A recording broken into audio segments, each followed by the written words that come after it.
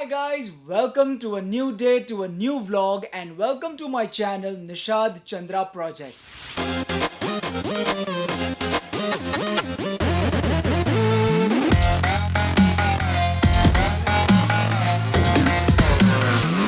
So guys आज है part 2 of home studio setup और आज हम बात करेंगे टेक स्पेक्स यानी हर मशीन के बारे में जो आपको टेक्निकल स्पेसिफिकेशंस ध्यान में रखने हैं उसे खरीदने के पहले। तो जिन लोगों ने पार्ट 1 नहीं देखा है होम स्टूडियो सेटअप का, I suggest that you go back and see the part 1। तो आपको थोड़ी सी क्लैरिटी मिल जाएगी कि मैं अब आगे आने वाले पार्ट्स में जो कुछ आपको हर मशीन के जो टेक स्पेक्स बताऊंगा वो बस उसमें थोड़ी सी आपको क्लैरिटी मिल जाएगी। 3 सवाल आपको अपने आप को पूछने हैं, why, what and how much. Why मतलब why am I buying this machine, what यानी मैं इस मशीन को क्यों खरीद रहा हूँ, किस काम के लिए खरीद रहा हूँ, एंड हाउ मच यानी मैं इस मशीन पे कितना स्पेंड करना चाहता हूँ। तो ये 3 सवालों के जब आपको क्लैरिटी आपने कर ली अपने आप, तो आप फिर एक डिसीजन पे आएंगे कि ओके मुझे क्या क्या चीज़ें लेनी हैं। तो depending on the kind of work you do, मतलब अगर आप एक म्यूजिक प्रोड्यूसर हैं या मिक्सिंग इंजीनियर या मास्टरिंग इंजीनियर है या आप तीनों एक साथ करते हैं, मतलब अपना म्यूजिक भी प्रोड्यूस करते हो, उसे मिक्स मास्टर करके अपने चैनल पे या कहीं पे भी आप रिलीज़ करते हो, तो आपको किस तरीके की मशीन्स आपको लेनी चाहिए। एंड अगर आप सिर्फ एक म्यूजिशियन है या सिंगर हैं, तो आप अपने घर से अपने चीज़ों को, अपने ट्रैक्स को रिकॉर्ड करके बाहर अगर किसी को आपको देना है, आप वो कर सकते हैं। एंड ऑल्सो ऑफ कोर्स आप अपने खुद के कैरियो के ट्रैक्स या अपने एक बेसिक ट्रैक बना के आप अपने इंस्ट्रूमेंट को प्रेजेंट करते हैं, अपने काम को प्रेजेंट करते हैं, तो उसके लिए क्या मशीन्स चाहिए। And if you are a voice over artist, तो आपको किस मशीन में इन्वेस्ट करना चाहिए। अगेन ये सिर्फ मेरा एक सजेशन है ओवर दिस इयर्स, जो कुछ मैं एक्सपीरियंस किया हूँ, मशीन्स इतने सालों से हम यूज़ कर रहे हैं, तो ये सिर्फ मेरा एक्सपीरियंस है। बाकी ये टोटली आप पे डिपेंड करता है कि आपको क्या लेना है क्या नहीं लेना है। तो चलिए शुरू करते हैं। कोई भी होम स्टूडियो सेटअप करने के पहले आपको ज़रूरत होती है एक कंप्यूटर की। तो आप पहले अपने मन में ये बना लीजिए कि आपको डेस्कटॉप चाहिए, आपको लैपटॉप चाहिए, या आप टैबलेट, यानी कि अगर आप वीओ आर्टिस्ट हैं तो आई वुड सजेस्ट कि आप एक टैबलेट ले लें अच्छा सा और एक अच्छे यूएसबी माइक में इन्वेस्ट कीजिए।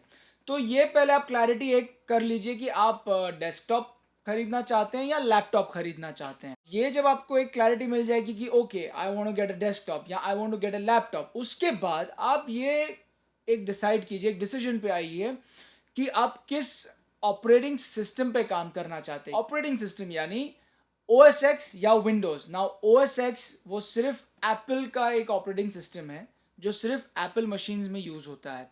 विंडोज ऑफ कोर्स, विंडोज के बहुत सारे ऑप्शंस हैं बाहर, आप देखेंगे तो विंडोज कंप्यूटर्स आपको बहुत सारे मिलेंगे।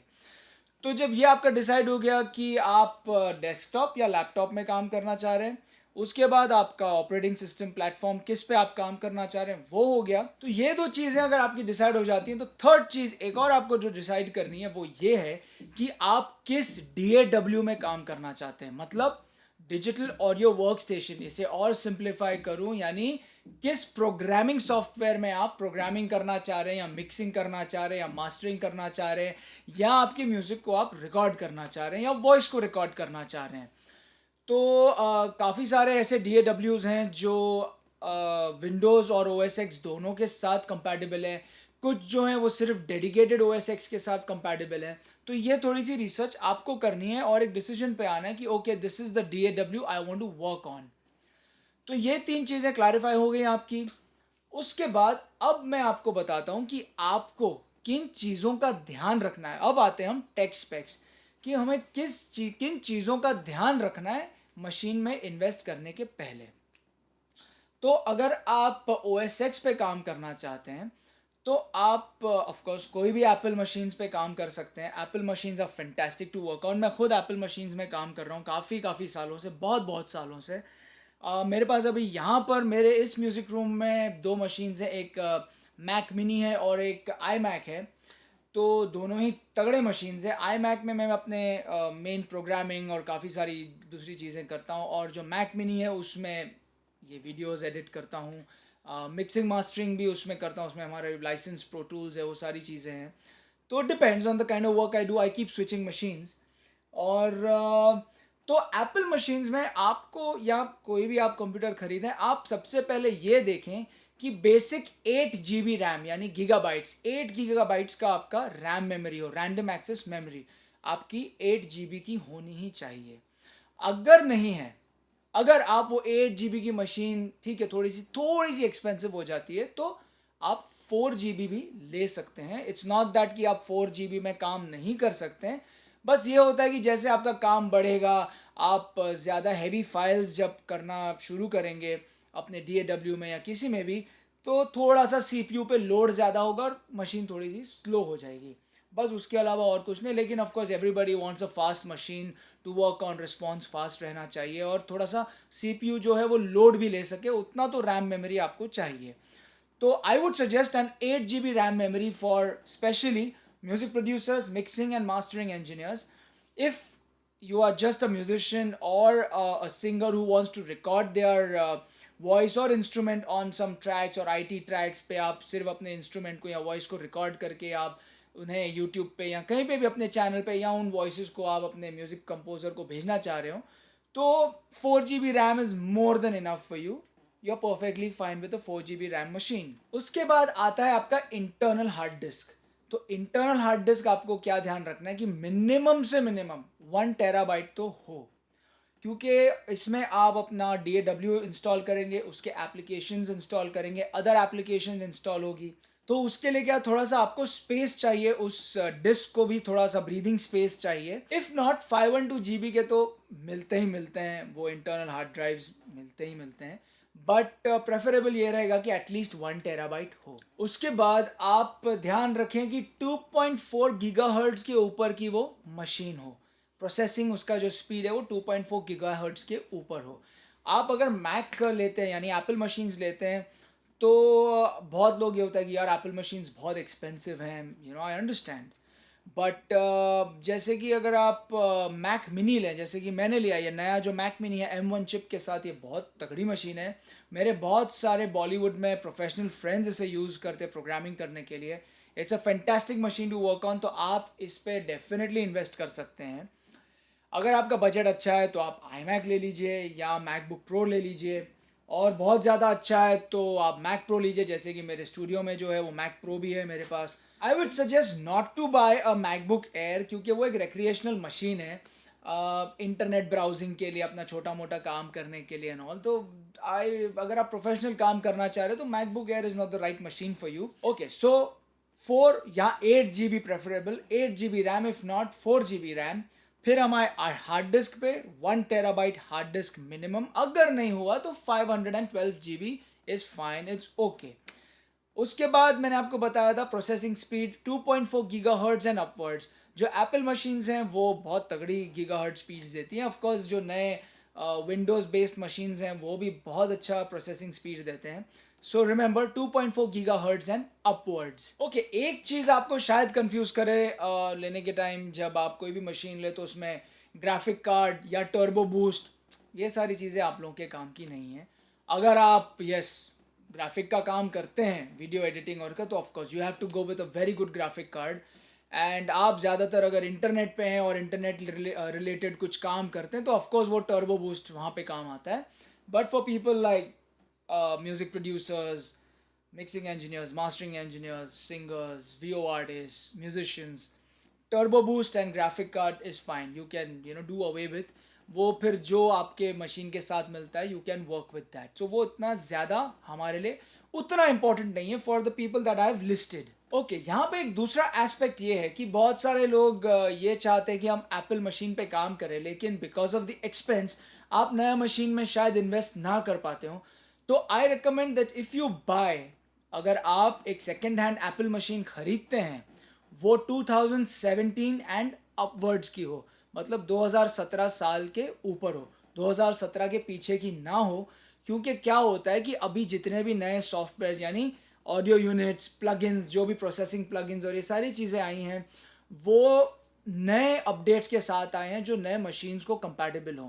तो एक पर्टिकुलर रेंज है जो वो कंपैटिबिलिटी एक्सेप्ट करता है। So you have to remember 2017 and upwards for Mac machines. तो आप कोई भी मैक डीलर के पास जाकर, आप ऑफिशियल लाइसेंस मैक डीलर्स हैं उनके पास ही आपको सेकेंड हैंड मशीन्स डेफिनेटली मिल जाएंगी. सो रिमेंबर 2017 एंड अपवर्ड्स, और जो मैंने ये स्पेक्स बताए उनको ध्यान में रखते हुए आप चलिए और इन्वेस्ट कीजिए. दूसरी चीज़ ये है कि बहुत सारे आजकल कंप्यूटर इंजीनियर्स हैं जो असेंबल भी करते हैं, मैक को नहीं बट आपके विंडोज़ बेस्ड मशीन्स को. तो ये सारे स्पेक्स आप उनको दीजिए जो मैंने बताया. I repeat the specs again. Minimum 8 GB RAM, if not a 4 GB RAM machine, 1 TB of internal hard disk. अगर नहीं है तो आप 512 GB का हार्ड डिस्क लीजिए इंटरनल. उसके बाद processing speed 2.4 GHz and upwards होनी चाहिए. एक और अहम बात मैं ये भी कहूँगा कि इंटरनल हार्ड ड्राइव के साथ साथ आप एक एक्सटर्नल हार्ड ड्राइव में भी इन्वेस्ट कीजिए, विच इज़ वेरी इंपॉर्टेंट. जैसे मेरी ये मशीन है, इस पर मेरे 3 हार्ड ड्राइव्स लगे हैं, 4 TB ईच, और एक हार्ड ड्राइव है 1 TB का. तो एक जो हार्ड ड्राइव है वो डेडिकेटेड मेरे प्रोजेक्ट्स के लिए, मतलब मैं जो कुछ म्यूजिक रिलेटेड प्रोजेक्ट्स करता हूँ मैं उस हार्ड ड्राइव में स्टोर करता हूँ. तो जो हार्ड ड्राइव्स हैं वो मेरी जितने भी ऑडियो यूनिट्स हैं, जितने भी मेरे प्रोसेसिंग प्लगइन्स हैं, वो सारे उसमें स्टोर्ड हैं.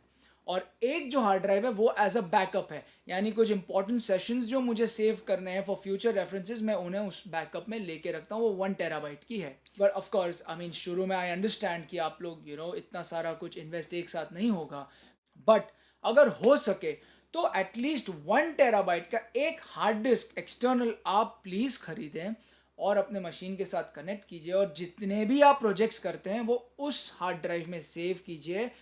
प्लीज़ अपने इंटरनल हार्ड ड्राइव को इतना लोड मत दीजिए कि मशीन इतनी फुल हो जाए कि वो स्लो ही हो जाए और शायद आगे चल के क्रैश हो जाए.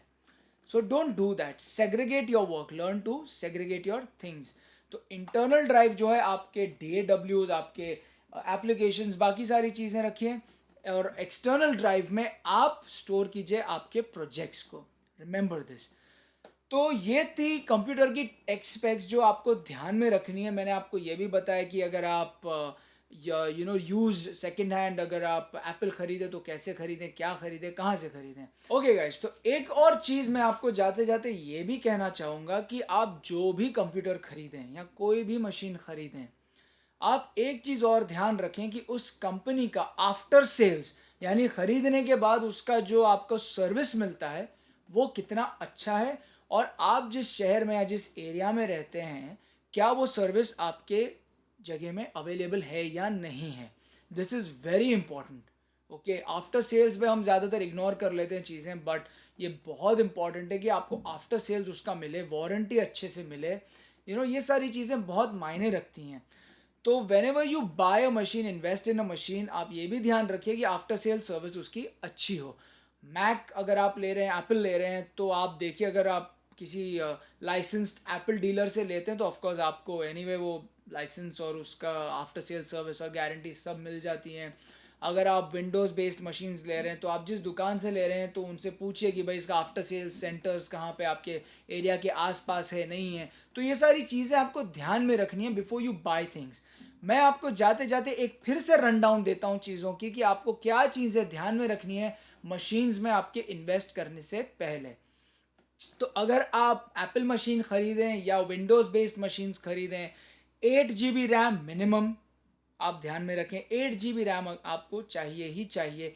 If not 8 GB, you can also go with 4 GB RAM later on. ये देखें कि आपकी मशीन 4 GB से आगे एक्सटेंडेबल कितनी है, तो आप एक्सटेंड कर सकते हैं या नहीं. जैसे मेरा ये iMac है, it's a 24 GB RAM memory, and Mac mini जो है वो एनीवे 8 GB के साथ आता है, तो 8 GB रैम मेमोरी है.